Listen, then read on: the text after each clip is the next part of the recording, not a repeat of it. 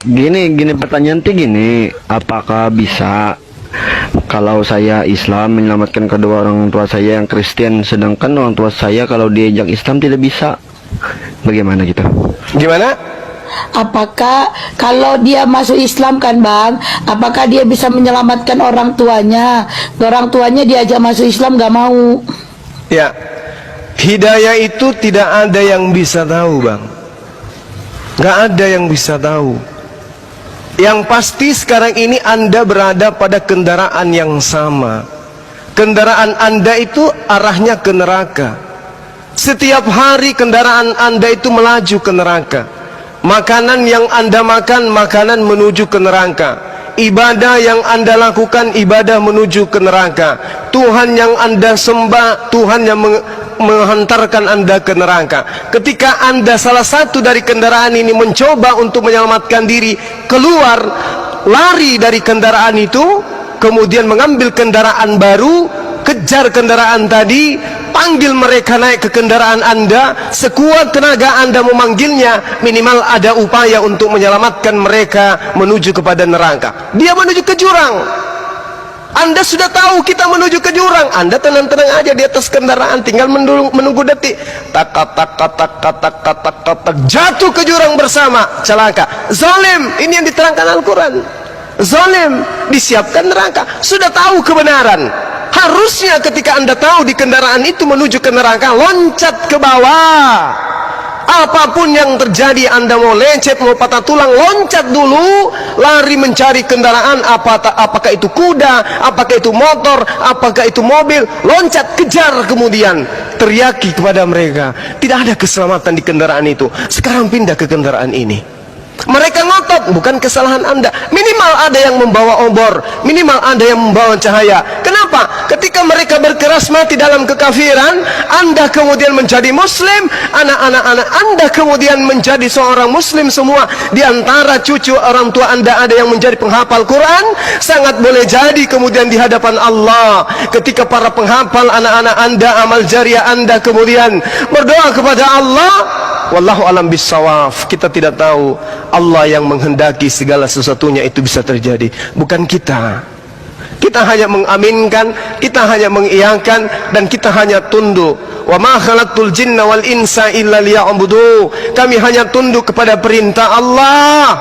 Ketika saudara muslim, orang tua tidak mau ikut muslim, jelas istri Anda akan memilih muslim, anak-anak Anda akan menjadi muslim. Di antara anak-anak Anda ketika Anda berjamaah, salat berjamaah bersama, kemudian minta kepada Allah untuk diberi keselamatan dunia akhirat, siapa yang bisa menghalangi doa Anda kepada Allah? Tidak ada. Hanya Allah yang bisa memutuskan perkara itu.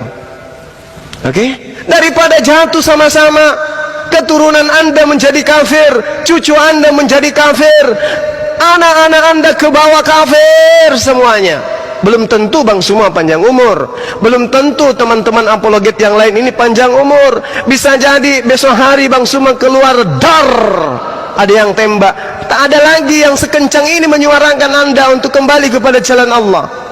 Sangat boleh jadi besok hari Bang Suma berjalan di luar, ada yang kemudian zalim, tidak ada lagi yang akan menyuarakan selantang Bang Suma.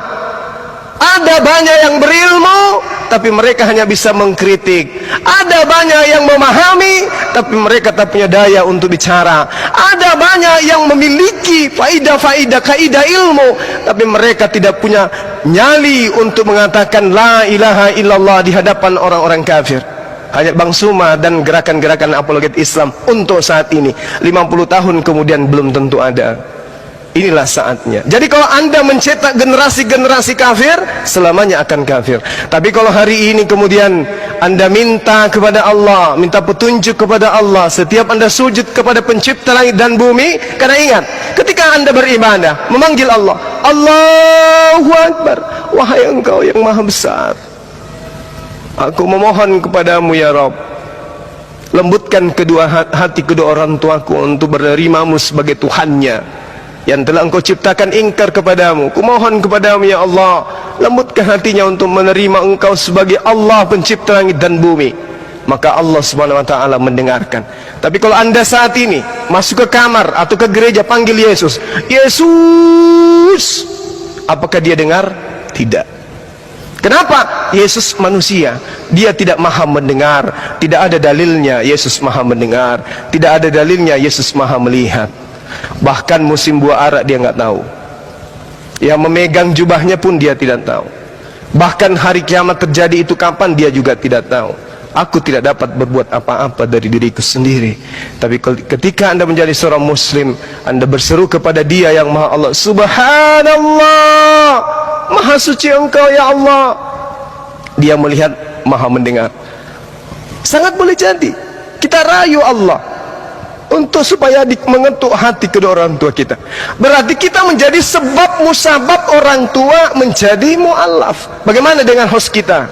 Bapaknya orang Batak, ibunya juga Batak, orang Batak yang keras, dan juga mereka ada keluarga-keluarga yang taat ibadah di gereja. Alhamdulillah, dia mu'alaf, anaknya menjadi penghafal Quran. Baru-baru ini dia memu'alafkan ayahnya, memu'alafkan ibunya. Subhanallah. Ini yang kita cari.